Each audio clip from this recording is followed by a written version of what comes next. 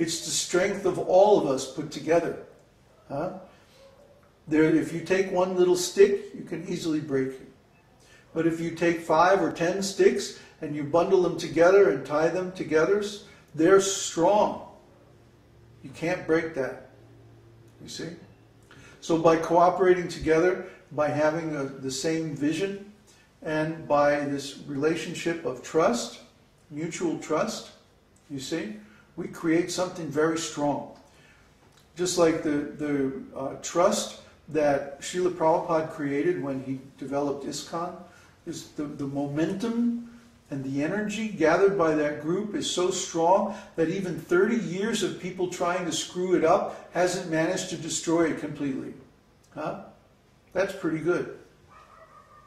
Similarly, the community that we start now has safeguards built into it to prevent the same kind of mix-up, the same kind of meltdown, the same kind of mistakes that happen in ISKCON. Huh?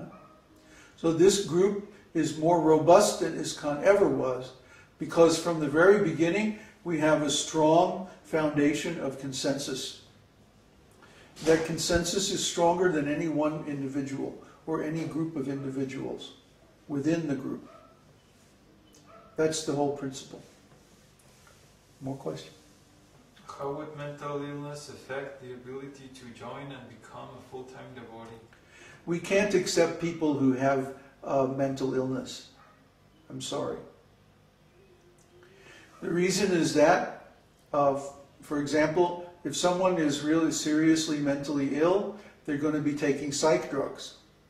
And psych drugs are not only very expensive, which would increase the amount that we would have to spend for that person's maintenance, but if the situation in the world changes and those drugs are no longer available, we could have a psychotic person on our hands. That means we'd have to take 2 or 3 people just to take care of that one person. And that's not fair. We are in an extreme emergency situation. Try to understand. The whole economy of the world is falling apart. And we have to create a boat, an ark, for the Vedic scriptures and the Vedic way of life. We can't afford to have any people that are sick on that ark. I'm sorry, we just can't afford it. It's just like if somebody wants to come, let's say a married couple wants to come, and they have some children that they created while they were taking intoxication or while they were eating meat, or out of some passionate, lusty sex desire. Those children are going to embody those lower modes of nature. And there's nothing we can do to change that, because children aren't responsible for their mental state.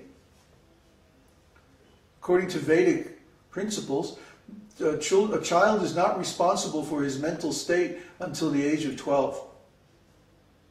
And even then, he's not fully responsible until 16.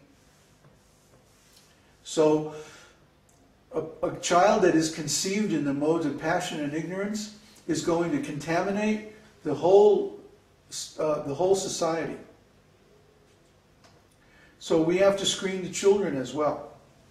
We have to see that they're pious souls. We have to see that they're not too contaminated. So it's not just a question of the married couple, the family. It's a question of their kids as well.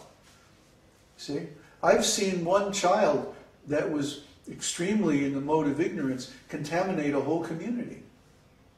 All it takes is one psychotic person to screw up a whole community. And it just makes it impossible to continue. You have to get rid of that person. So our solution to that is not to allow these people in the first place. Just like if somebody comes on the forum and they're making all kinds of offensive statements, we just delete their account. Bye. So we find out who people are and what kind of state of consciousness they're in before we invite them to become members of our community. It's not something you can do just by paying money. Try to understand. It's a mutual relation of trust. And that relationship has to be developed. It can't be bought. It can't be imagined. It can't be speculated. It has to be developed by many shared experiences over a significant length of time. That's the only way it can be developed. It's not cheap. We're talking about making a lifetime commitment. It's a bigger commitment than marriage. You're making a lifetime commitment to the community, and the community is making a lifetime commitment to you. So it's a very big deal, and it has to be approached with great care. What is your advice to someone with a mental illness? Can they still be screened? No, you need to go to a doctor. We're not doctors. We can't fix people who have serious diseases, mental or physical. You know, if somebody wanted to join and they had cancer, we wouldn't be able to accept them because how can we care for them? We don't have the facility. We're in an emergency situation. We need strong troops. Huh? Look, the devotees could have done this community 30 years ago. The disciples of Srila Prabhupada had 30 years to get this together, and they didn't do it. So now we're in an emergency. It's not our fault. We didn't create the emergency. Somebody else screwed up. Therefore, there's an emergency. That means we can only accept people who are strong enough to get through this emergency situation until we can reestablish a normal society. So those people have to be first class. They can't be disabled. They wouldn't make it. Huh?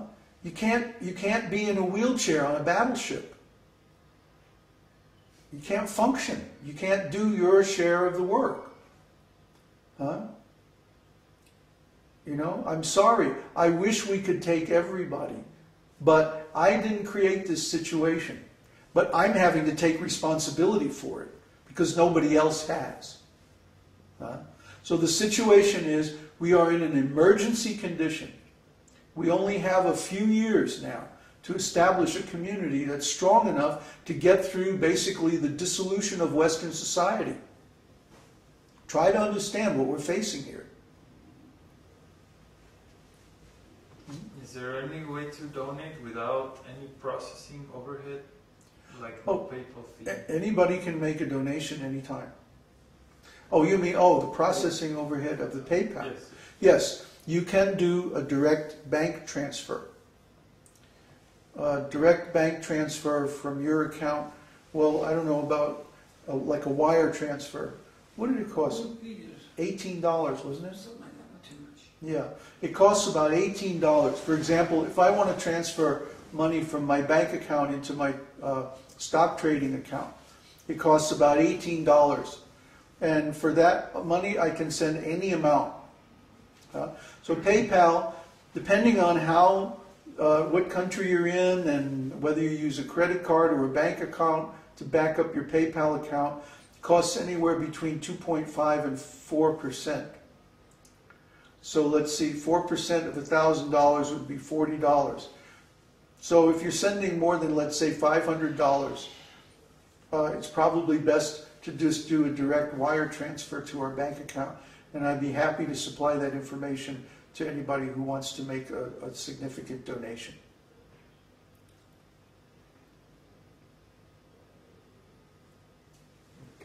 That's it. That's it. Okay. Lion time.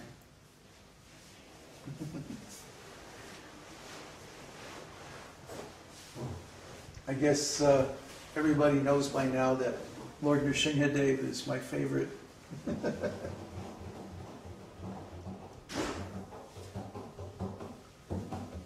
Yeah? Does it have a tone? Yeah, not really. Oh, that's okay. Okay.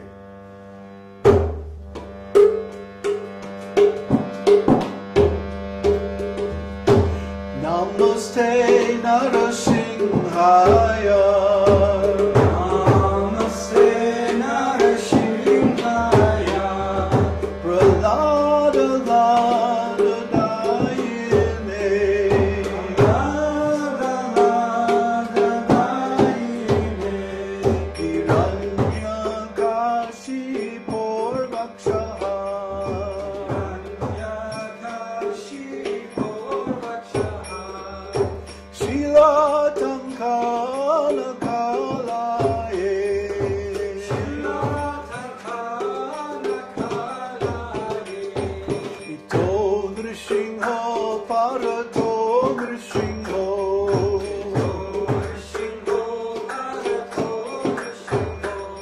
Jato, jato,